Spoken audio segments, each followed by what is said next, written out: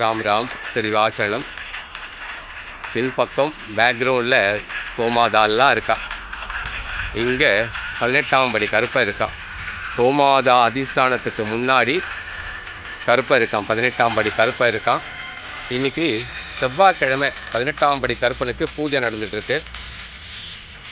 உங்களுடைய பிரார்த்தனைகள் அத்தனையும், அதாவது பயம், இந்த மன பயம் நீங்கணும் என்ற பிரார்த்தனையை 18ஆம் படி கருப்பனுக்கு நம்ம சமர்ப்பணம் பண்ணியிருக்கோம்.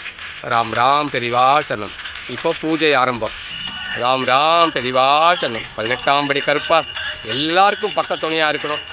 நீ யாருக்கெல்லாம் குலதெய்வமாக இருக்கிறியோ அவளுடைய குடும்பத்தினுடைய நல்ல எல்லா விசேஷங்களையும் நடத்தி கொடுக்கணும்.